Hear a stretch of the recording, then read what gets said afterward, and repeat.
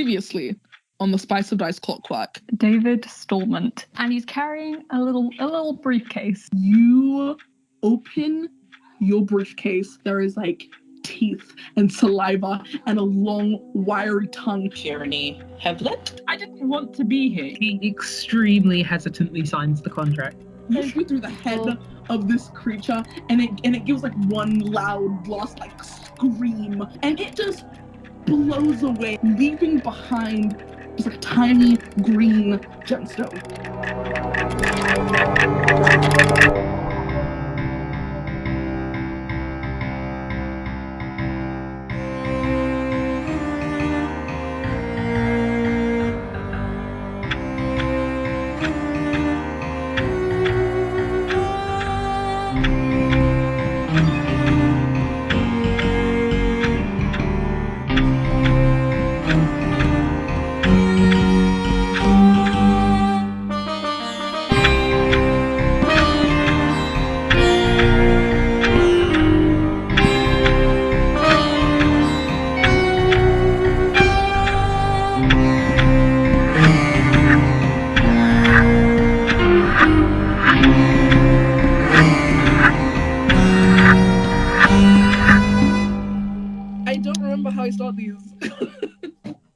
Just start talking, man.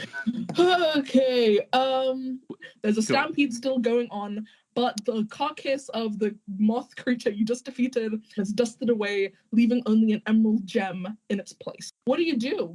Aren't we getting stampeded at?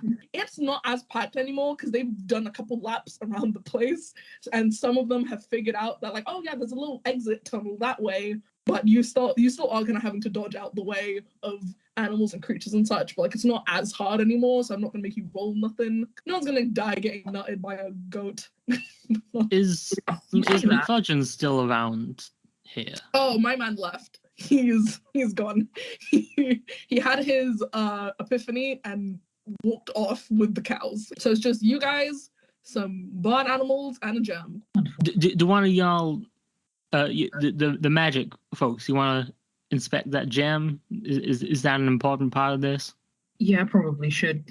While they're doing that, I'm gonna go off in the direction of McFudgeon's. I do not have detect magic. Azathio, you want to take over this one? Yeah, so I'm gonna cast detect magic and figure out what the hell it is. You cast detect magic on this gem, and you see a vision of this tiny chrysalis falling out of a rift, and like almost in like time lapse, you are seeing it like grow, and you're seeing it larger and larger, and you're seeing these dust creatures like bringing it offerings to feed on, and you see like possibilities of what would have happened. You see it like larger than what you found it as now. Like right now it is around just the size of like a barn, but like it is the size of a skyscraper in this vision, and you see it come out of the ground, demolishing town after town, and as it eats and destroys these towns, it grows larger and larger, and eventually you see it almost the exact same size as Pendulum, and as it flies towards it, the vision ends. You cast detect magic, and this is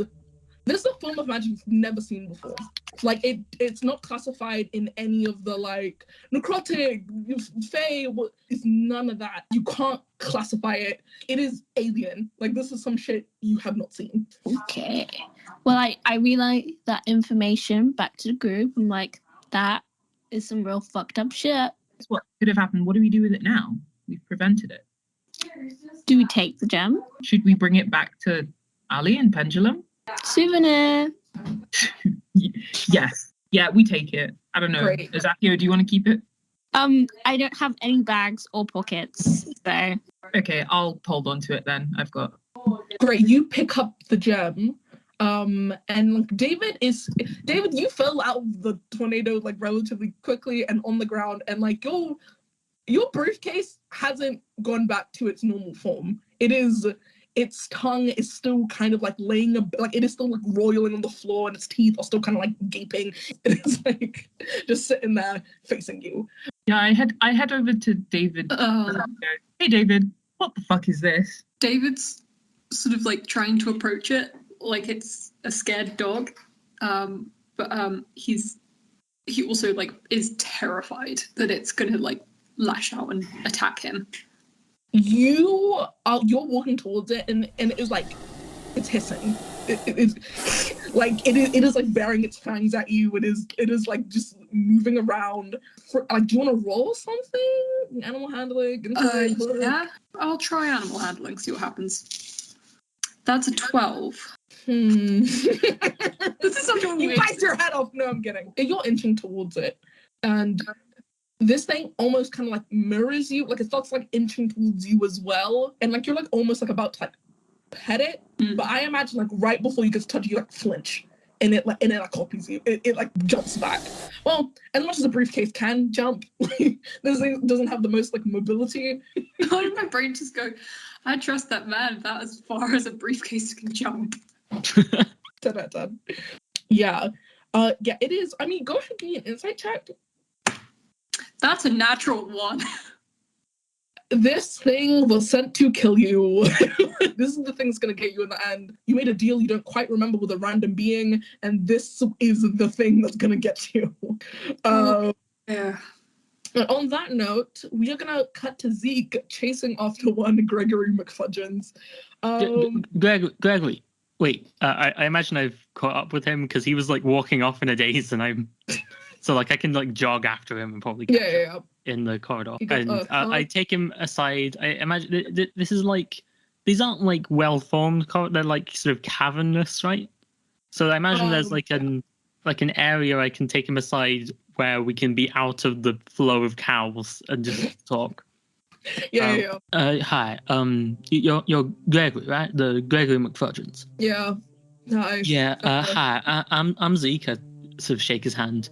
He ignores you. Like you lift your hand up to like shake, and his arms. No. I take his hand and shake it. Oh, grab it. Okay. Susie told us you were missing. Are you okay? What happened to you? What do you remember? It's a mix. It's a mix of things.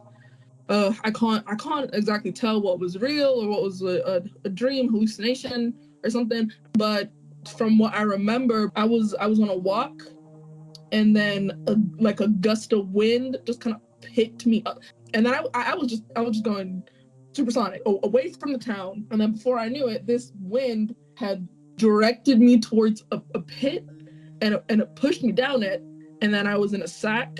It was just a mix of bright lights and greens. Yeah.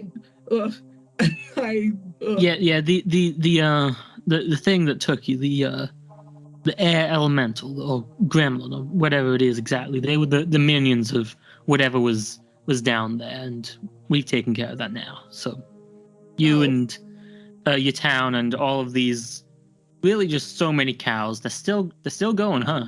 Horses too. I don't know how I'm going to get back out of here. There's quite a lot of them. They're all safe now. How I'm going to get these cows out of this hole is my primary concern at the moment. You're not dead. You're perfectly fine. The Undertaker ain't taken you yet. So, Zeke, you like when you fell down this pit, it was at like a slope. Like it's not even like you fell like straight down. It's more like you slid down like a slide. So you feel as though like if Gregory made it out and told the villagers, they'd be able to like help lead him out of the pit. So it's not like these cows are just stuck in this tunnel forever. Okay, I see. Well, Gregory, we'll try and help you get these things out there. Though you should get back to the town and rest yourself up. You've had a hard couple of days, I would want. Yeah, for sure. Like you look at this man, his eyes are like fully glazed over, like this. Like you're okay. I don't know if I think it's a good idea to let you back into the corridor full of cows. You stay here for a second. I head back into the main. How's it going here? Are y'all affairs wrapped up? Mm-hmm. Could you maybe give me a hand with this? Zeke hasn't noticed the strong. Briefcase up to this point. Yeah, me neither. Just choosing to ignore it. And he's not choosing to. He just hasn't seen it. He didn't see the David do magic so he hasn't noticed it since. You just hear like a bit of growling, like Yeah. behind David. Someone's hungry. Yeah, hear that? Zeke, can you just come over here for a minute? Sure. What's up, David? Oh, well, that's something, huh? Yeah. I lean closer so David can hear, but it can't, and say, David, what the fuck is that? It came out. It's my briefcase. It's got a monster in it, and it's trying to kill me. Okay. Can you? Yeah, I don't really want to touch it right now. Right on. Okay. Yeah, can you just? Do you want me to kill it, or do you want me to close it? I don't know if it's some magical thing that I can't kill or something. I don't know. Well, I mean, I'm assuming it's some kind of magical thing. It wasn't in there last time I opened it. Right. Okay. You can try killing it if you want. I'm not particularly excited by the idea of having to carry this with me. Do you have to carry this with you? Can we not just leave it here? Well, it's got okay. Look, I keep some important documents in there. I don't want to lose them. Zeke just sort of stares at David for a little while. Out of the briefcase, it's got teeth. I don't want to lose my hand. Okay. Can I make an animal handling check to just sort of slowly approach and get the vibe of this? Please go ahead. Whatever the fuck this is. Please go ahead. That's nat 20. Are you fucking kidding me? 4, yeah, so 24. I'm disgusted by how good you roll often. You make me sick. You can tell this creature it's fully like beholden to like David's wishes. Like it is okay. Like it is almost like a manifestation of like a part of him. Like David was in danger, so this thing like attacked the thing you were fighting for him. Like this David is afraid of it, so it is mirroring that behavior. And as David is like, yeah, no, I don't want to carry this thing with teeth and whatever, you see like the teeth kind of start to like retract and like the tongue goes back in and like slurp. It just slurps back in and it just looks like a normal briefcase again. You would looking at a briefcase. Okay. I need to immediately make another check. I don't know if it would be religion or arcana. This doesn't have the vibe of the artificial magics that Zeke has seen. And Zeke is not he's a magically inclined man, but he is religious in a way that relates to them. Why I'm thinking maybe religion. Right. He wants to get the vibe on this because it gives him the sort of vibe of natural magic, and natural magic has been dead since long before his time, and he just wants to know what the fuck is up with that. Give me a religion. Give me a religion check. Okay. Only have a plus. Oh, that's a 7. Hey, here's the thing. Wizards and other casters, they have familiars all the time. Like they will like make their own and summon their own familiars all the time. This is a very odd looking one. And it seems as though David doesn't have any like control or remember casting some kind of spell like that. And you look at this thing and you're just going over any kind of like mythos and like the stories you've been told. No god would make this. No god would make this creature. Yeah, so you just think this is a very like odd looking familiar. This thing is just like it's Zeke. Like, okay. I'm going to tell you that as Zeke doesn't know what the fuck is going on, but he will file away his first thought in that because that is how his mind works. So Zeke stands back up and says, I don't think it's here to harm you. David. He sort of steps back from it. Tell it to come over to you. Okay. And David sees obviously the teeth have sort of gone away. He's a little bit calmer. He's still very much freaking out. Briefcase monster. Hi. My name's David. Would you mind coming here, please? The briefcase doesn't open. The teeth don't come out. The tongue doesn't come out. But you do see it, like, it kicks up. Like, it like, just... there's no wind. There's no push or force. And, like, it doesn't have any, like, legs or arms or anything. So it can't, like, drag itself. But it just, like, moves. Like, nudges itself towards you a little bit. Okay. I think David. you're in control of this. It's at least mirroring you. And doesn't seem to be acting with any particular malice. Though I don't know if it's acting with any intent. Right. David takes a big step to the right. It copies you. Goes to the right. David steps to the left again. And then this weird game of Simon Says, it copies you again and steps to the right. And he's to the right. Hey. Mr. Stalment, are you a purveyor of any particular magics? Are you some manner of wizard or Not a wizard. or artificer or some kind? Have you made this briefcase? No, this is the first time it's done that. Whatever it is, are you aware of the concept of a familiar? I mean, yes, vaguely. I mean, Azathio has one, right? Like his little Not that kind, but like frog thing. You see Azathio's frog just like pops up from under his hat as you say that. Just rue it. but like Azathio, you made your friend, right? Yeah, like in a normal wizard people way. Being in a sewer is a bit lonely. Yeah, when wizards and those sort, when they have familiars, they're things that they've made. It didn't always used to be like that, but the sorts of magic where familiars just sort of manifested for you, they've been dead a long time. But well, I don't know. I guess David and his strange hungry briefcase are special. Seems like you might be special.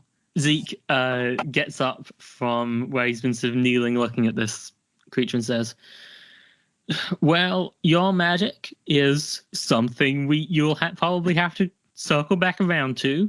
But for the time being, it seems this thing is on your side. I advise we probably help get these cows out of this hole pretty quickly. I'd like to be out of the town in an hour or two, like tops. If the county police will probably be on their way as soon as the cows enter the town, and we don't want to be around when they arrive. So we should probably pick up the pace, you know?" David sort of moves towards the briefcase very, very like carefully and sort of pats it. Just gives it a little pat on the top, and he tries to pick it up. You pick up your briefcase. It feels the same as before. It just feels like a normal briefcase. Okay, great. What's the briefcase's name? Up until now, it has not been a sentient being. Now it is. You don't need to name it immediately. You will need to give it a name at some point, but we will give you more than a moment to think about that. You can name it once we're out of this fucking hole. Yes. It definitely looks like a Miss Weatherstein to me. Absolutely not. No. There'll be time on the train to brainstorm briefcase names. Let's get out of this weird. I'll make a list. I'm not naming my Venom-esque killer briefcase monster thing that's connected to my emotions, Mrs. Weatherstein. That's not happening. Cool. So as you guys Venom? start to leave the tunnel, Fyranie, you're kind of at the back of the pack, holding this. Like here's it is a very pretty gem. Like it's very pretty. It is around just like the size of like your hand. It's chunky. And you guys, what does the gem look like? It is a very like jagged. It's a very like pointy, jagged gem. It is emerald green and it is round like the size of like someone's hand. Like it's pretty big. So you guys start to leave. Gregory did not listen to what you said. Like like 2 seconds after you left, he just got up and left. So as you guys are leaving to exit the tunnel and you finally make it out, and there's like a couple goats and chickens and like one cow that made it out with you, and there's like a line of animals trying to like, make it out of the tunnel and like climb the slope. You see that like a group of like farmers like headed by both Gregory McFudgeons, Sheriff McFudgeons, Susie Gardner, and Eunice are all coming in and like trying to get their animals. And you see Eunice kind of like shoots you guys like a hey, like a nod, like a Hey y'all, we killed the thing that was stealing your cows. Some of them might be dead. It did eat some. Sorry about that. We you saved say your that man, though. He's not dead. You know that. He's standing right next to you. We'll be off. Okay. Most of the villagers are confused because you're just like, yeah, a thing that was eating your animals was that's weird. And you see Eunice is just kind of like, okay, well, bye, I guess. Bye, best friend. She waves at you and she has a look of just like, I can't believe this is real. like I'm pretty sure that was a fever dream, but cool, I guess. Don't worry, Martha's dead. We're off now. Good luck with Lulu. She goes, thanks. I'm glad Martha's wind people didn't kill them. Lord. Okay, and you guys leave the little town of Bark safe and no longer riddled with moth troubles. Lord. You all eventually make it back on the train. I'm not gonna make you roll for anything. And you're just like back in this cargo container on this train, going back to Pendulum. What are you guys doing on your travels? Like, what's the vibe, guys? So we've done this now. We've saved Pendulum. we saved Pendulum, and that's great and wonderful.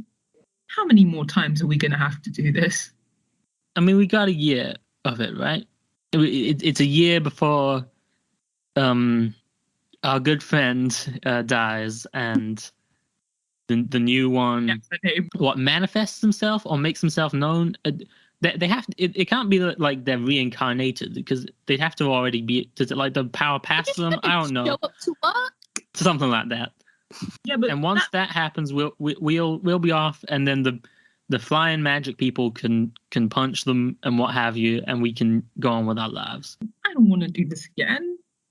I hated all of this. I don't think it wasn't that bad. Pessimist. For giant Mothra. Yeah, he was great at it. Amazing, even. Azathio slammed onto a horse and got pulled around in a circle. I ran on the back of a stampede of cows. Yeah. Zeke is my name. I keep mixing up Zeke's and David's names for some reason. It's because we're the people with like human being names, and somehow that means they keep mixing them up. David learned that his briefcase was a monster familiar thing. You did something. I bet I didn't see anything cool, but I bet you did something cool. Yeah, it wasn't that bad. We did an amazing job. We stopped Mommy Mothra. Mommy Mothra down. What's next? Oh boy! Bring on the next Mommy Mothra. Bring on Godzilla, so we can Kaiju fill out our resume. And on that note, can everyone give me a perception check, please? Okay. Is this perception check implying that we're reaching the end of this journey? Oh yeah, for sure. Like your pendulum is in the distance, and you can do some stuff maybe. So what we did on this 7-hour journey was have 1 minute long conversation. Okay, if you want to tell me something you had a rest, and Okay. Yes, rest stuff, spell slots back, whatever. Yes. Cool. Perception checks. So it's getting to like it's like the early afternoon, right? Or like midday, as we start to approach. I got an 11. I got a 17. I rolled another natural 1. I rolled a 4. What's my modifier? David's just asleep. Yeah, David's had a long day. Yeah, that is what me and David have gone to sleep. Oh boy. Cool. So you guys are having a nap. As you're just having a good time. Everyone's good and chill. Fyranie, hey bestie, the only person who's able to pay attention. You see in the distance, the once like so filled with people, like no one is paying attention, like train yard you guys were in previously has now fully changed. It is filled with just like military grade warforgers who are just standing around. And you can see they are like headed and commanded by a vassal of the Grand Council. And you can see it's them because of like this very long white coat with like golden epaulets and like golden runes like drawn along the bottom. And you can see they are just like kind of like investigating around. And your friends, which include a man with a living briefcase and a slime person, will be heading into that situation very soon. I shake the fuck out of Zeke and David. Wake the fuck up. Yeah. Wake up. Oh, wake okay. up. Where are we exactly at this stage? Are we still outside of the walls of Pendulum? You're still out. Yeah, you're still outside. There's no like official walls or anything, but it's like they have warforgers kind of like patrolling the outskirts now, so you would have to get past them. But there's no like architecture built specifically to guard and ward off people. Right. Okay. Zeke so gets up quickly. We should jump off before we get to the station, right? Things are gonna go bad over there. I do not wish to encounter any more trouble today. We gotta go. Is everyone good to jump? I don't know how good y'all are at jumping off of trains and being okay. You saw me jumping onto a train. Yeah, jumping on and jumping off of trains are very different things. Yeah, but still. It's going so much faster right now than it was when you jumped on the train. Gravity. Well, whatever, Zeke jumps off. Oh my god. Like, slot myself off the edge and hope for the best. Just like... I go, God damn it, Zeke, and I jump off as well. Great. So it's just David now. David just... David just sort of jumps and tries to, like, roll as he lands. Because he understands that falling from even this height would not be good for his legs. Okay. Here's what I'm going to say is going to happen. You may either try and do a group stealth check, and I'm going to be straight with you, the DC is going to be pretty high if you just want to try and avoid interacting with these warforgers completely, or if you want, you could try and enter from a completely different direction from the station and just do like a simple like persuasion interaction, like, hey, yeah, we're from out of town type I imagine that's the easiest course of action, right? We just head around and enter in by a normal road.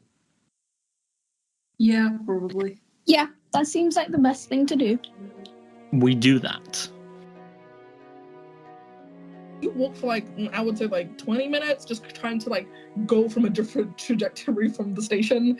And eventually you just kind of like fall into like a flow of travel. It's like there's other people like entering Pendulum. Is Azathio with us? That's a good ass question. What's going on with that? We do the thing we talked about doing. Yeah. I can like give Azathio my big like coat, can pull down his hat and just cover as much of his body as possible. BM, can you do me like a favor really quick and just take like a glance at your spells, because it's been here the whole time and I just look at it really quick. Yeah. So, we can just try and disguise you, right? Yeah, disguise self. Whoa! Okay. Whoa! Okay. What? Damn! A first level spell you've had the whole time? But it's This was building. Okay, cool. Lisa, what are you doing? What you doing, bud? So yes, I disguise myself and I look like an average human person. We are gonna This is our good friend, Human. Mm-hmm. Yeah, my name is Hugh Man. Right. And I just look like your average Joe. Got a bit of a pot belly, little mustache. Confronted by that idea, while we're sort of waiting in this line of people, or whatever we're doing, it goes, You were a human being, right? Mhm. Were you a human being with the name Azathio Prine? That is a good question. A great question. But the thing about being a little slime boy is that the longer I'm a little slime, the Hello, less I know about the before the slime. Oh, shit, man. Okay, well, my condolences. I pat him on the head. I imagine patting him is worrying because he looks like a human being, and I touch him and and his body moves like slime, and I go, okay, The I'm not gonna do illusion- that again. The illusion moves with him as you do this. So it's like you pat him and like his face like distorts. like it dents. It squishes. Okay, let's remember not to do that. Okay. He could have done this the whole time. Again, before the slime, not much memory. The fact I remember spells, I think is pretty smart of me. You just remembered this one now? Have you You're given welcome. Have you given yourself an excuse as to why Mio doesn't know anything about the spells of known character? Yes, I just did. I made that excuse up Wonderful. right now. And eventually you make it to the front of the line and you are greeted by 2 Warforgers holding clipboards. Hello, welcome to Pendulum. What business do you have here? And they are just kind of like standing looking at your party. Hey, yeah, we live here. We just The residents. I show him my papers. I guess Carry on you. I probably brought them. Yeah, it would be smart if we are residents of Pendulum, even if we did sneak out to do what we did. I show him shit. my We got to yes. figure out something. Oh god. Yeah, that's what I'm saying. But if you're Okay. there's a part on the wall. Yeah, sure. Paper. There's like, yes, please present your residential papers, please. As Fyranie goes to take out, she does realize why this is a bad idea as she takes her papers out. So you 3 take out your papers, and they look at Azathio and go, The 4th member of your party. Present your papers, please. and they're looking at you. I jump in front and go, hi there.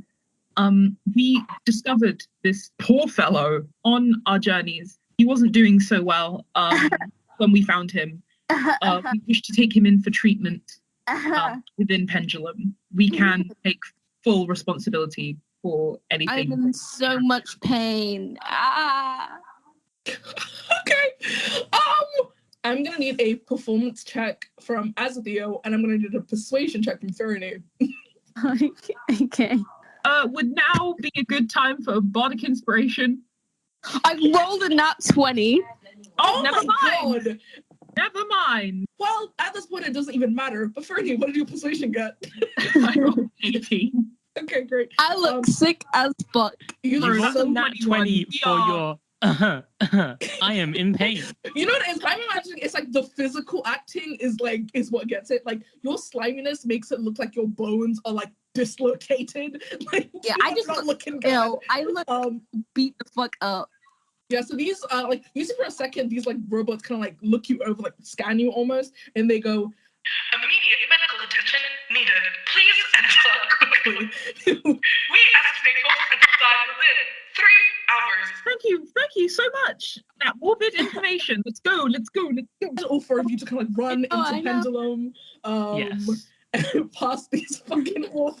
And as you guys walk through the city, you see there are tons of just like flyers of like an illustration of what you think is supposed to be Azathio. You see like a drawing of like a massive slime creature with like giant poisonous fangs and like glowing red eyes, like opening a sewer grate, and This is racist. and you just see like the text just like your child could be next. But please, God damn, it's made it to the papers? We've been gone for like 10 hours.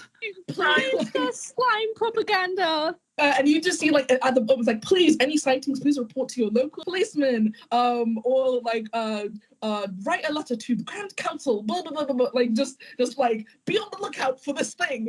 So, God damn. Okay, we may need to be more careful for your safety in future. I look nothing like that. I am a Yeah. gentleman. With the amount of time this has taken, I imagine it's like 5 o'clock when we finally make it back to Spurconk Avenue, right? God, I hate that. That's the official saying. Yeah. So as you guys enter, could you just estate on Spurconk Avenue? Kill me. Anyway, so as you guys enter her estate and you eventually walk through her lovely gardens and stuff, and you make it to the building that you entered in previously, and you just see like the footmen kind of open the doors for you as you walk in, and you just see Ollie is kind of like clutching one of these pamphlets that you guys have seen earlier on the street, and she goes,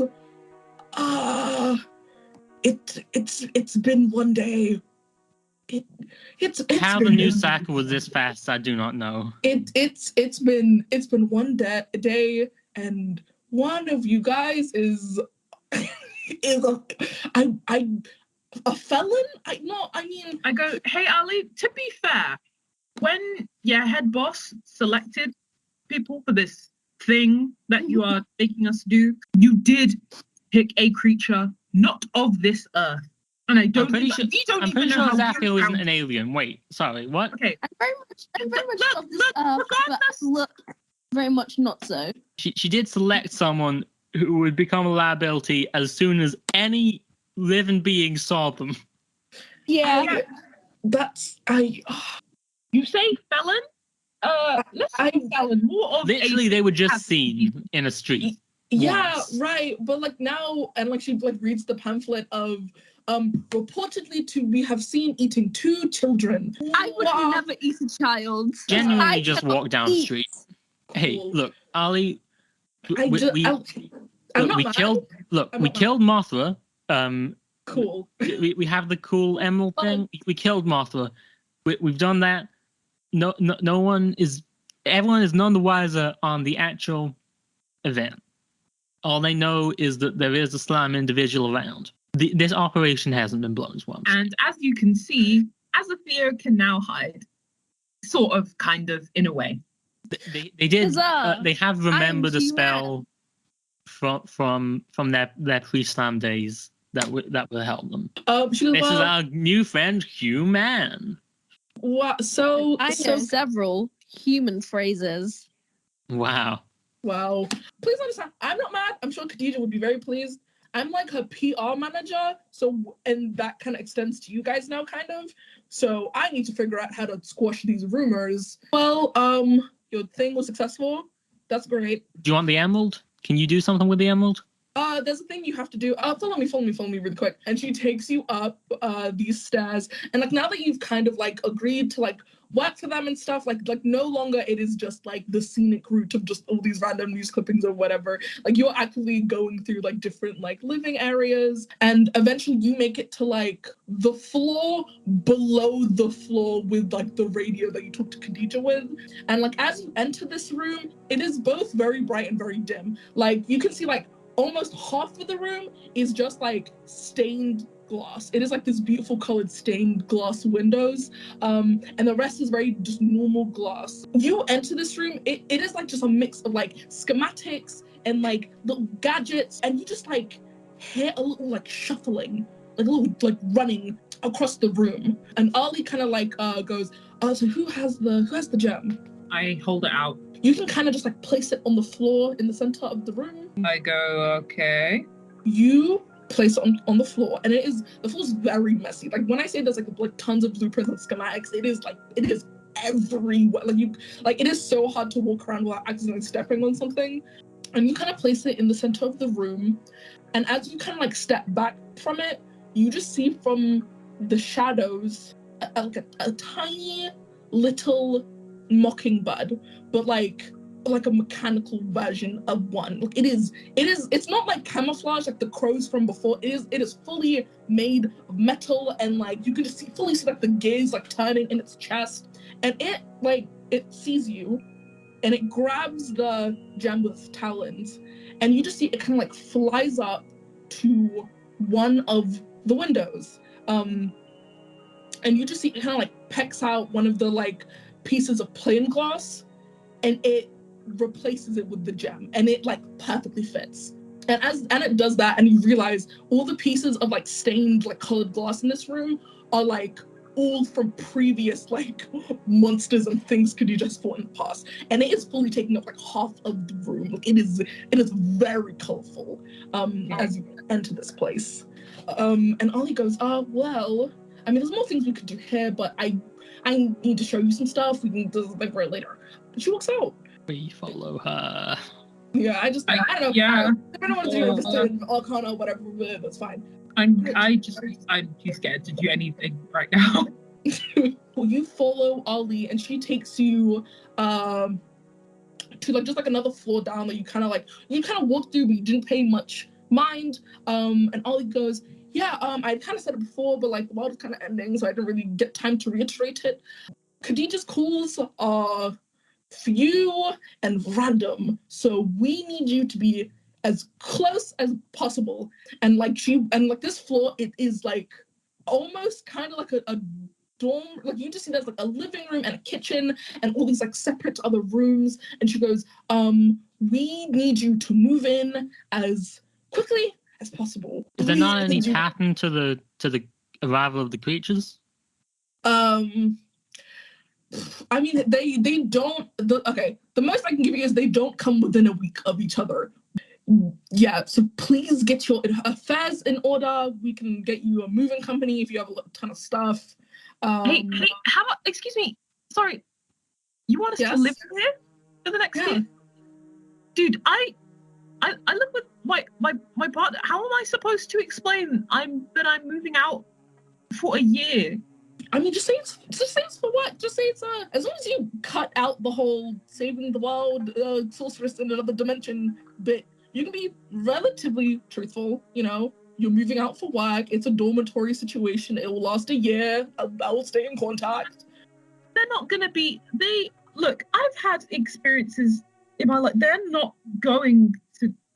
I can't do that to them.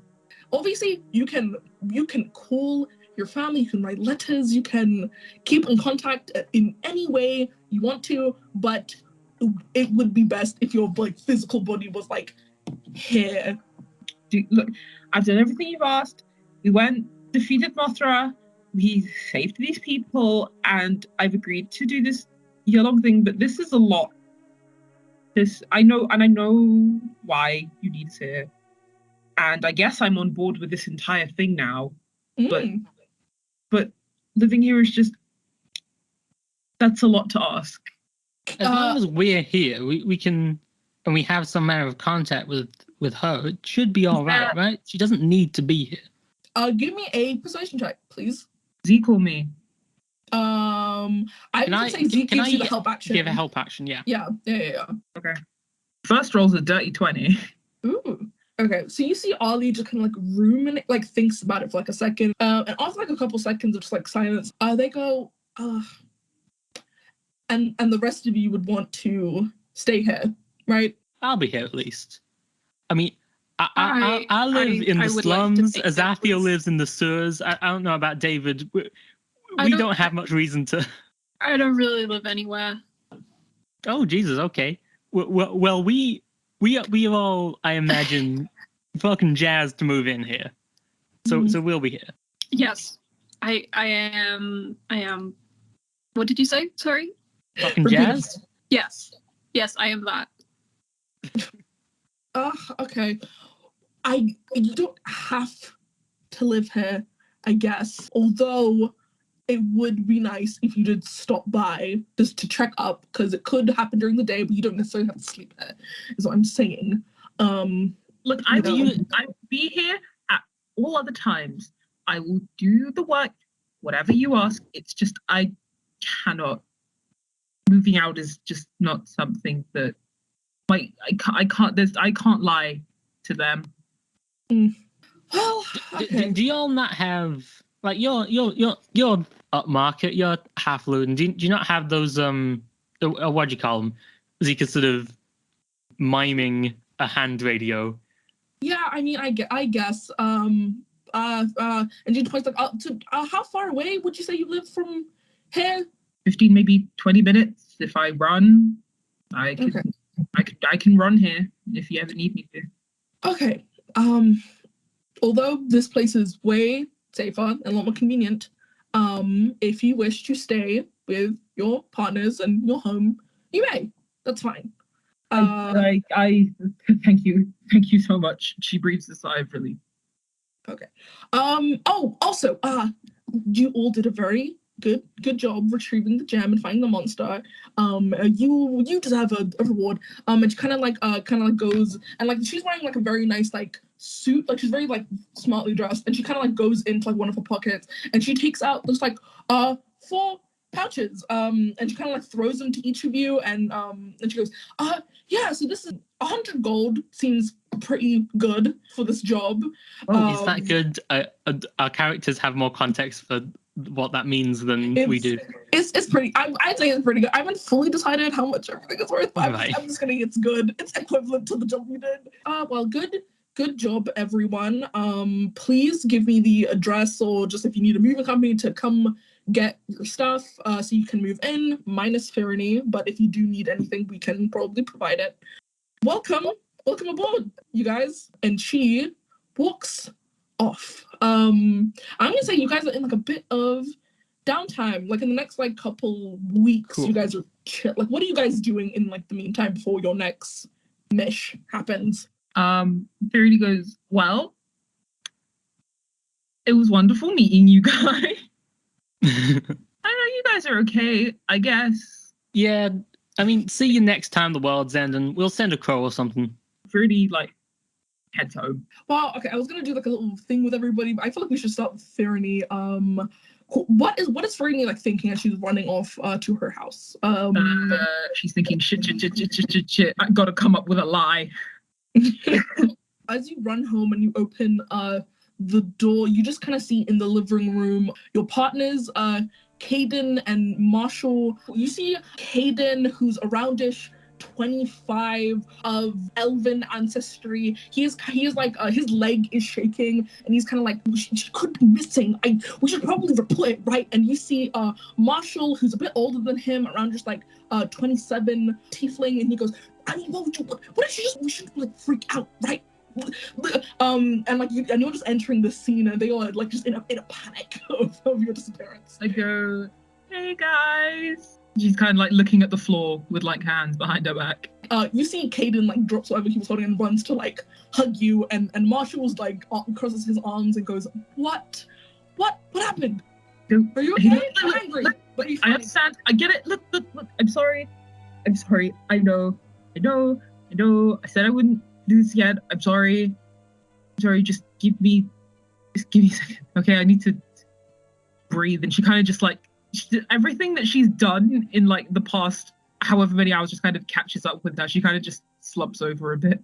Yeah, you see Caden kind of just like guides you towards the couch to sit. And he goes, what happened? Can I ask that? What? Okay. I cannot go into details just yet. Please know, nothing bad has happened to me. I'm safe. I'm okay. Doing pretty good. I'm doing better than good, actually. And I kind of just like slump the money that I earned on the table. You've done this in the most suspicious way possible. I want you to know that. I know. Okay, I'm gonna roll insight for them. You can either just let them see what they see, or you can either try and roll deception. I'm gonna roll deception. Okay. I'm gonna say they know you pretty well, so I'm gonna say they have like a +4 to this roll. And there's 2 of them, so they have advantage. What you're going to have to beat is I said +4, right? So that's a dirty 20. You want to know what I rolled? What did you roll, Bestie? Natural 20. Wow, you do a great job of lying to your life partners. Good job. I love them, and I care about. She doesn't enjoy lying. She does it for their safety. They are looking you over, and you're talking like a little bit, and like you manage to turn like the anxiety you feel over what happened, and you manage just to turn that nervous energy into making it look like you're pumped. So, remember when I told you I came home from work one night with that weird letter? Mm-hmm. And you didn't open it. And, yeah. And Marshall goes, I think you should have. I did end up reading it, and I thought it was going to be a scam. I got the biggest job opportunity. I did my first job. I had to sign a whole bunch of stuff. Can't really talk about it. It was kind of like a spur of the moment type of thing. And like, we had to go for like the first test job, like immediately. You say that, and you're just saying this with like just like such confidence. Like Caden goes, "I'm a big job. You can't talk. Like, are you like a personal bard for like some fucking like aristocrat? Like what? Like and like Caden is just like very just excited talking to you with it, and like Marshall's kind of like looking over like this is like 100 gold. Like we could pay rent for the next 3 months. The name of the road, Spring Conk. What the fuck's it called? Because like you can tell. You can tell them that you're working for I can't say the estate of the sorceress, right? You can talk about it, like you can be like, yeah, I'm working for them, but you can't be like, she's in another dimension. But like you can just say that you're like a bodyguard or something, or you're Let me lie.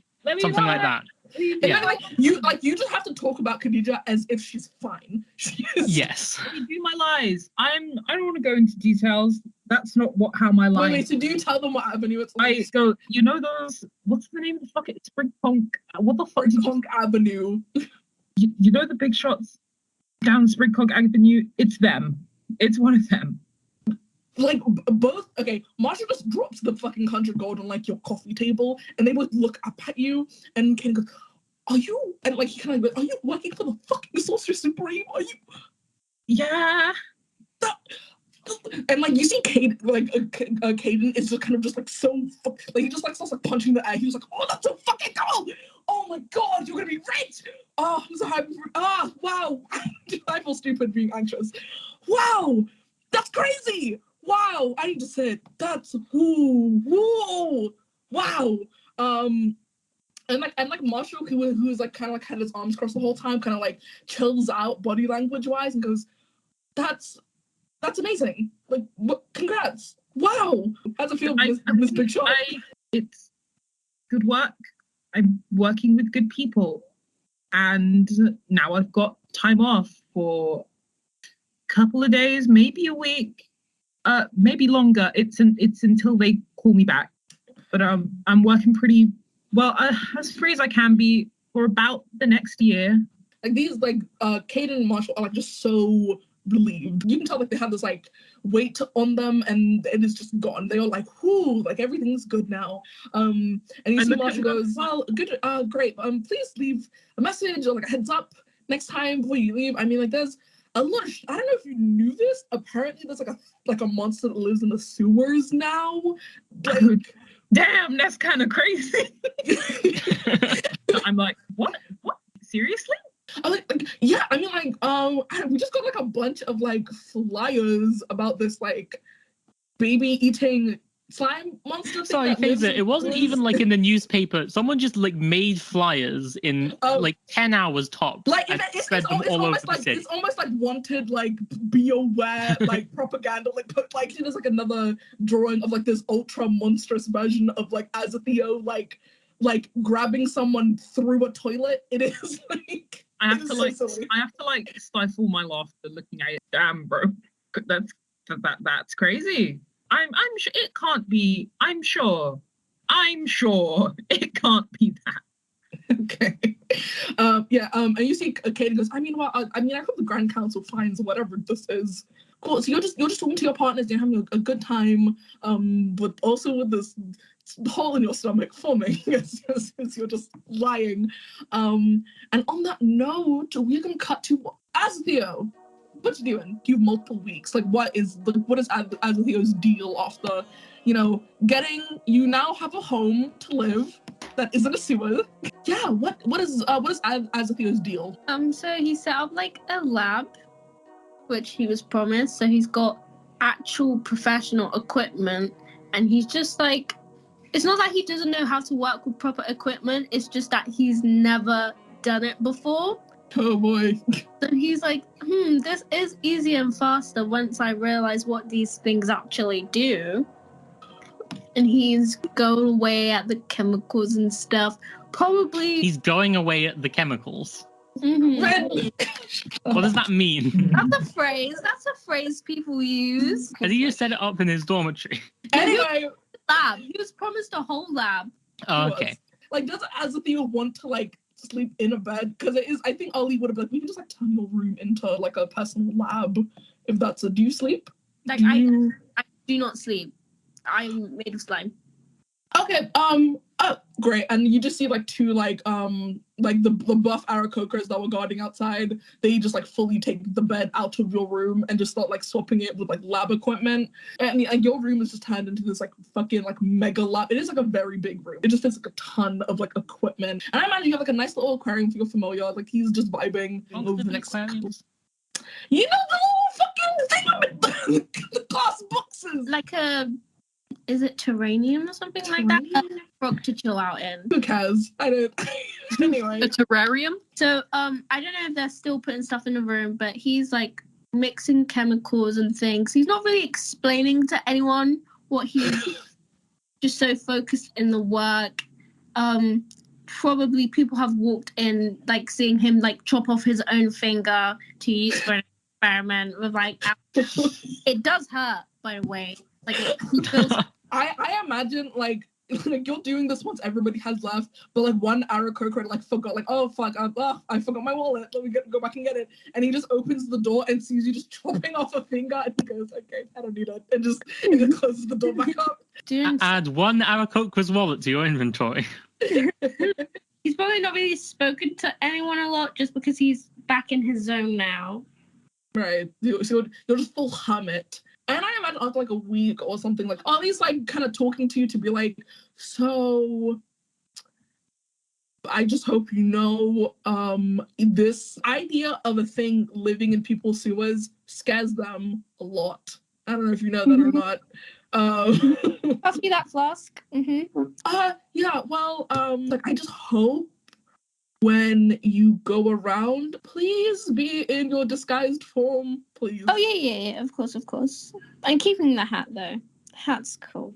Okay, great. Because I you know, the Grand Council has kind of been involved, and I've done a bit of digging. You know, I got connects everywhere basically, and they've got like Mage Leonardo Brown, one of their vassals, kind of on the case.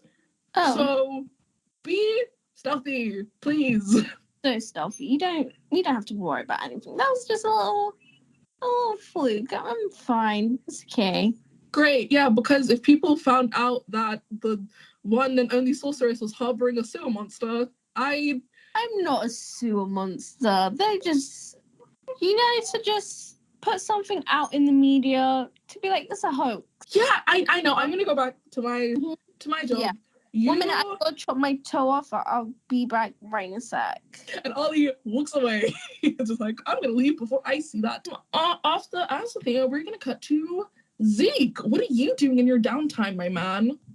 Zeke, having gone out into the wastes, has realised that he's been putting certain things off, and now that he's come into a bit of money, Zeke is.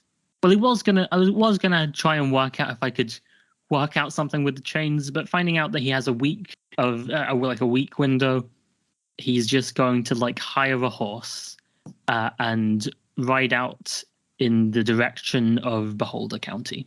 He's not going home yet. He's not ready for that. He's not going to his hometown, but he is headed to the Beholder County Penitentiary. Okay. And so, yes. Great. Yeah, I'm gonna say. I mean, how far away would you say like your hometown is? Like, I would say like a day or two away. On horseback, it would probably be. Let's say it's like a day and a half, 2 days. I don't know. The penitentiary is in like your hometown, correct? Or is it like it is not facility? Oh, cool. It's in the the counties have capitals. It's in the capital of the county. Zeke is from a very small town called Tombstone out in the west of Beholder. There is one jail for the county because these are very small. They're very low populations, these counties. Cool. So you make it to the penitentiary and you just see there is like a very It's not great. It's a very run down place, but like in this very barren foyer, you just see like a very stout woman at like a table, not a table, like a desk. Just kind of Zeke, sitting. what's the verb? Ties up his horse outside, whatever you do. He parks. He parks his horse outside So good. and walks up to the desk and says, "Hey, Barbara. Hi. Zeke? Oh, Hey. whoa, hey. Yeah, it's been a while. Huh? It's been a while. Been a while. What brings you here specifically?" And he kind of looks around at like this basically a prison. Just What do you mean, basically a prison? It is a prison. What? Look, I'm out. I'm on parole. I'm a free man again. There's someone I need to see. And she goes, "Oh, yeah, of course. Follow me." And she takes you to like a very empty room that's separated, like, fuck, what is one of like, there is like, it's a room and there's like a piece of glass like separating you and the other half of the room. There's a chair and like a phone on the other side. Visitation booth. Visitation booth. Thank you, Izzi. Cool. So she takes you to this visitation booth, and on the other side of a room, you see a guard bring in a very grizzled-looking dwarven woman, and forces her to like sit down, and then they are just kind of like standing in the back of the room, kind of like keeping watch. And you can see there's another like guard just in your room as well, just making sure both sides are like fine. And she just kind of like raises her eyebrows at you and like picks up the phone and kind of like signals you to do the same. I did the same. Hey, Navy. Well, look who it is. Hi. What the fuck? It's been 10 years already? Whoa. It's been 15. I don't know how you've been counting. Honestly, time is gonna move as fast as it wants, and that's none of my business at this point. You've been keeping over here? I mean, as best as I can, I guess. What? You look like shit. What's up? I do. You do look like... exactly the same. Your motherfuckers age so slowly. Yeah, dwarves look awesome. I mean, I probably won't look the same by the time I get out, but... God, no. But I mean, I won't be there for that, so... Oh boy, what an optimist you are. What brings you to my shitty little slice of the planet? What's up? Well, I've been out a couple months, but I finally came into proper employment, have a little bit of money, and so I thought it was time to rub it in. To come out. Man, I'm trying my best. Wow. Believe it or not. Look at this fancy rich man blessing us. Oh, I'm so fucking rich. I finally got a job. Highfalutin fancy man. Oh my goodness. And I thought it was time I needed to see y'all. I haven't been home yet. I'm not ready for that, but I need to come and see you. Well, like you see like actually give me an insight check, actually. Would you say I have advantage because this is like a member of my more or less family? Okay. I'll say you have advantage. Okay, thank you. I'm not gonna be a dick. What is my insight? Oh, it's +4 anyway. Okay, that's not that bad. 15. You see, as she even as she came in the door, she had this like vibe of just like, whoa, look at you, like banter, friends, whoa. And like, as like, yeah, well, I haven't been home yet, and like, you see, like, for a second, like, that the facade of like, oh, I'm doing good, things are shitty, farm it, I guess. That kind of facade just kind of goes away for a second, and you just see a very like serious expression kind of take hold on her face. Almost as though like she's just like thinking very deeply about something, and like, the second you notice it, she notices she's doing it, and like she goes back to the whole man, I'm so flattered you decided to show up to my little captivity cage. I in as like subtly as I can with my hands as we're talking, I imagine it's it's almost like a version of thieves' cant that we would know. It's like a sort of hand signal thing. I give the hand signal that I guess it would technically mean danger ahead ? I'm using it to represent, are you okay? Give me. You can either do stealth or sleight of hand. I'll do a sleight of hand. Because these guards are actively. No, I'll do a stealth. I'm better at stealth. Okay, that's a 24. Okay, that's fine. You, I want to make sure there's two wardens actively like looking at you guys, make sure like no funky whatever, and you do this message, and she kind of like she's doing this as at the same time as she's talking. So she's using like one hand to like talk to you, and the other hand to kind of do like the signal thing. And like with her voice, she goes, how's life on the outside? Are things still as bad as ever? And like with her hand, she's going, wait, what did you say? In Thieves' Cant again? Just double checking. I said it's limited in that these hand signals are intended for combat situations. I did the one which I suppose means like all clear, or is there danger ahead, or something like that. That's as close as I could get it. She returns back to you the hand signal for dead end. Like things aren't doing great. Like she's talking to you, but like you just see like this little glint in her eye of just like, this is like my fate. This is I am resigned to it. She kind of like leans on the phone and goes, you wouldn't have on your little tour of home. It ain't so much a tour. A fun road trip. This is my first time out of the city since I got out. Right. You don't have to say yes to this, but if you could check up on Elvira for me, make sure she's good. You know.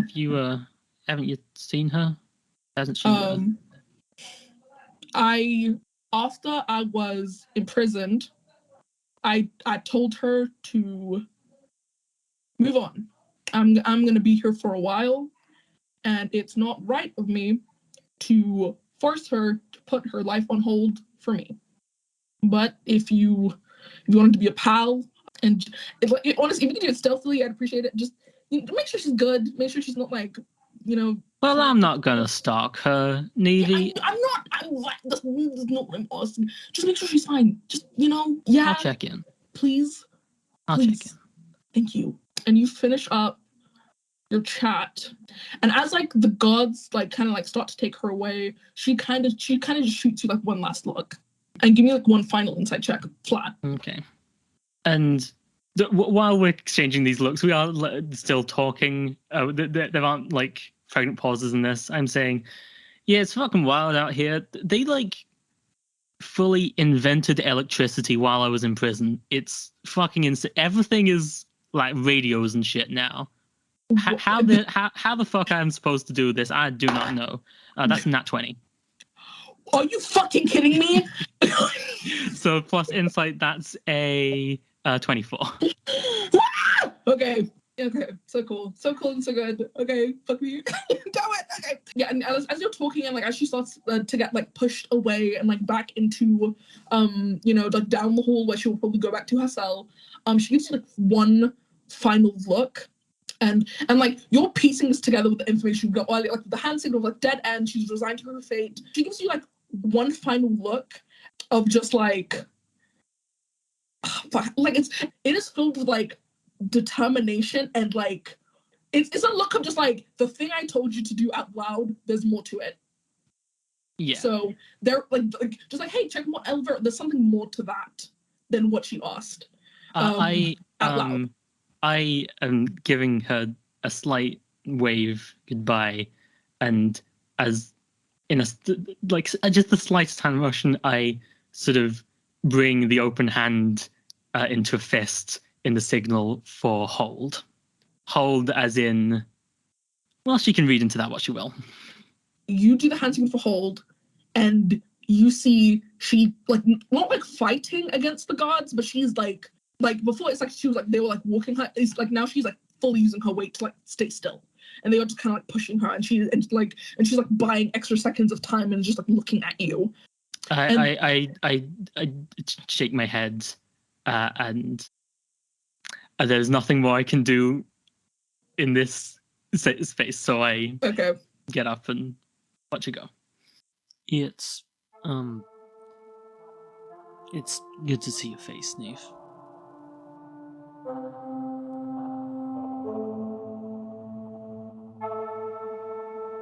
Is there anything else Zeke does? I mean, I wasn't going to, but on the way back, I'm going to say he passes through the village where Elvira lives.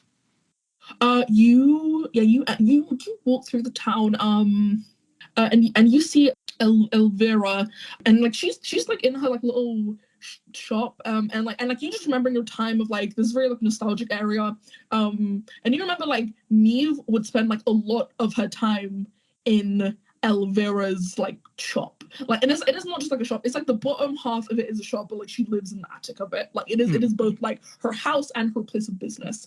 And when it comes to like gang activities, Neve did like as much as she could to keep her away. Like she did everything in her power to like keep her separated. Like, so if she was on the run from the law or something, she would not visit Elvira for like months at a time. Like it was very just like on and off like kind of situation. But like when things were safe and things were clear, she would spend like basically all of her time. I imagine I know Elvira quite well from in that way of like extended family, more or less. Yeah. We probably get on. Yeah, you're fine. It's okay. Yes, I ride into town and stop by in the shop. Do you enter it? Yes. You enter it. It's like a relatively slow day. There's only like two other people in the shop right now, and you just see like Elvira is fully chopping up like a medium-sized coppadillo. Like she is like shucking that thing of its shell, like to get. Damn. In it, like she is this woman. Hey, she's like a relatively like thin and tall elven woman, but she is like she knows her way around a knife. Like she is like fully just like getting the metal shell off of this thing like relatively smoothly, and she's like also talking to like some like hunter, like other ranger, like at the same time, and she goes, I mean, you'll probably get like a really good price on the shell, but like coppadillo meat isn't really that like. I mean, I can try and sell it, but I'm not gonna like. She's saying that, and like she like makes eye contact with you, and like she does that cool butcher thing while like she Zeke gives like a little wave, and like she goes, excuse me, like and she kind of like try some deli meats, please enjoy. And like she does that thing where like she like spins around her knife really quick and just kind of like stabs it down like a chopping board. And kind of like she like runs from behind a counter and like grabs you by the shoulder and like takes you into like an empty aisle and goes, "What? Hey, Elvira. What? Hey, wow. Hey, what's up? What are you doing here? That's I'm out. I should say I haven't like escaped prison or anything to be here. I was about to say our life sentences are really short. We don't live that long. I stopped by Neve and she just said I should. You bring up Neve's check in. name and like her eyebrows just like furrow. Like she's just like, oh, like she just asked me to check in on you. Seems like you're doing well. How you managed to get those metal shells off those things, I will never understand. I mean, I've had plenty of years of practice. She really asked you to check up on me? Really? Yeah. I have a couple of her belongings if you want it. Like It's not that. I think she just wants to know that you're doing okay, and I know things. Do you know the last thing she said to me when I visited? I don't. She told me she didn't want me to wait, and she wanted me to continue living my life while she rots in a cell. She didn't even want to try. So I'm doing exactly as she said. Moving on. So, I guess you have your answer, don't you? Yeah. I don't know, Elvie. I don't have a solution here. It's good to see you. She gives you like a nod of like affirmation, like yeah, it's good to see you too. And Zeke's gonna head on out. David, how are you spending your downtime, my dog? David wants to like try and he spends a lot of his time just sort of sitting with his briefcase. He's taken to talking to it. Goodness. Just like not in like a crazy way, but in like a I guess this is happening to me. I'm going to try and live with this. You know, there's a monster in my briefcase. Lord. So like he'll sit and he'll like chat like at it. He never like expects it to talk back. That's not. He's just sort of making it aware that he's aware of it, and he gets acquainted with the kitchen as well. He finds the kitchen on like the first day, and he'll like take the briefcase down and like sit with it. It's he never like he takes it with him everywhere. That's just how it is. Right. And yeah, he sort of settles in, and he spends a lot of time making things and cooking in the kitchen. Not that there are many people to feed. During this time, David is just like talking to the briefcase. Like, what do you feel? Like, what do you want from this interaction? Essentially, is what I'm like. What is David like? Do you want like, oh, I want monster form to come out now, or are you just like, I just want an ear to listen? Like, what is the vibe? And like, are you still like afraid of it? Like, what is going through David's head as he's like doing this, like talking it out with his briefcase?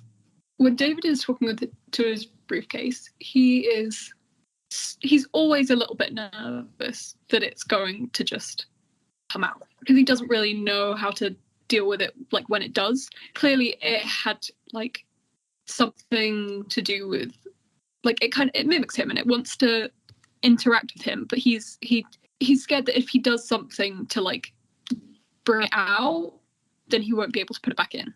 You still like even if you're trying to chat to it, like you still have this little like precaution like in you, like this anxiety of just like, well, I mean, I want something to happen, but like if this does happen, I'm gonna be scared about it. It's not great. So like as you're talking to it, nothing really happens. Like if it's just like, hey, come here, like it will do like a little shimmy, but it is mostly stationary. Like you have not seen the teeth since like the incident where it shot a blast of dark energy out of its mouth. And I imagine you're just like in the kitchen, you're cooking an omelette, I assume. Yeah, I mean, he doesn't just do omelette. He's not just an omelette guy. He's not just an omelette guy. You know, he wants to cook for people. So is David kind of like stress cooking, like just like mindlessly just making like a not like stress cooking, but comfort cooking. Right. Yeah, so you're just like you're in the zone, like you're like this is like the first time you're like really like de-stressed, like you're really like calm about it. You're just making a ton of food, and you're just cooking way more food than you could ever like eat. like it's the act of making food, right? And as you're cooking and you just have like a couple of it like plated up, you just notice like 2 plates of omelets just kind of go missing. Like since I turn around, I turn back. Like you turn around and it's gone. I turn back to what I'm doing, and then I turn around again after like 10 seconds. You just see like almost like caught in the action. You just see like a long tongue about to swipe just like a plate of cookies, and like it notices you seeing it, and it just like swoops back into like the briefcase. Oh, I mean, if you're hungry, I can, you know, I have plenty of food. I don't, I'm not going to eat all this myself. I'm just a little guy. You like cookies? The briefcase, like, is just not kind of like nervously talking to it. Like, it kind of like starts like inching away from you like a little bit, and then just like, well, cookies, and like you just kind of bring a plate like near it, and it just stops, and like it turns towards you. So what are you doing? I'm gonna push sort of like big plate of cookies towards it, and then take like a little step back. You do that, and like you place the cookies like in the middle of between you two, and like you step back, and like you just see like very slowly and carefully, it like you just see like the briefcase opens up and just like a long tongue just kind of comes out like very like hesitantly, just like it takes the plate as well. And you just hear like crunching, both of cookies and of the and both of the plate. And a ceramic. And you just hear sounds of just like let's grab. Okay. Well, I'm glad that wasn't like a super nice plate. Maybe I should just like, should I just put it on the? Okay. And I pick up like another what other food is there? You got omelets and you got cookies. That's it. The two genders. I pick up like a tray of flapjacks. I flip it over and just like empty it onto the counter and then put the tray to the side, just like out of reach. You see just like a bit less nervously this time. Like you see like it opens up and like this long tongue comes out and just like scoops it, like goes around it and just kind of like picks it up into its mouth. And it is, hey, this briefcase, you just get the vibe off of it. It's having a good ass time. It is enjoying these flapjacks. It's like, and like you see like after it like scooches a little bit closer towards you, but like kind of slowly, so it's not seen as like threatening. Okay, well, I'm glad I have someone to appreciate my cooking. I mean, because Zeke's not here right now, and Fyranie is staying at home, and I mean, I leave plates upstairs for Azathio, but he doesn't. I don't think he really eats. So I'm okay. This is good. This is teamwork. And like as you're talking, like you see it is like flopped over sideways, like the mouth like of it's kind of like facing you, and like you can see it just kind of like flaps its handles in like agreement. Like you feel like this thing is actively listening to you. I really want to know like what how it's digesting this stuff, because like David just gets like a sudden like spike of anxiety because he's like, I have important papers in there. I really hope they're not getting like gunked up with food. Please say you have a digestive system. As you say that, like it flaps its handle again, and like it closes. Oh no! Does it poop? No, it closes, and you see like the teeth retract, and like it pops open again, but this time it just looks like a normal briefcase, and you just see your papers are like fine. they're like perfectly like in piles in this briefcase. Okay, so you know what, David, makes himself stop thinking about it. This whole train of thought is making him quite uncomfortable. Cool. So David, and then I imagine like the wall of tension of like you're gonna eat me. It kind of like it goes away, and you're just like, oh, I basically just have a dog, but it's a briefcase. Weird. I have a dog, but it's a briefcase. But also, it's very deadly when it wants to be. The one thing you saw it do was shoot a massive beam of energy that did absolutely nothing. I did nothing. Oh shit! I forgot. Yeah, I forgot it did really badly on that. This roll. thing is just like it looks intimidating, but it is like I don't want to insult your briefcase. It's pretty stupid. It's pretty stupid. Guess you and your briefcase just kind of like start bonding. Like it's nice having someone to listen to and eat your cooking. You spend like a wonderful week together, just hanging out, have a good time cooking for this very threatening thing. We're just getting to know each other. Just dudes being bros.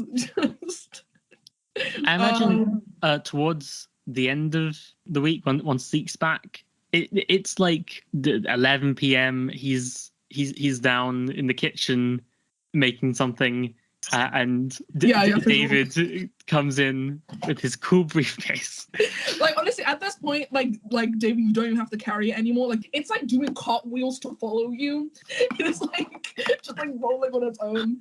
It's doing cartwheels, or it's like walking along its edge, left, right. And I've missed the entire. He's just character development, so I just look over and David is just there talking to his cartwheeling briefcase, And Zeke is just like, okay, I'm not gonna. You missed like a full Boy and His Dog movie of just like David and his briefcase. Yeah.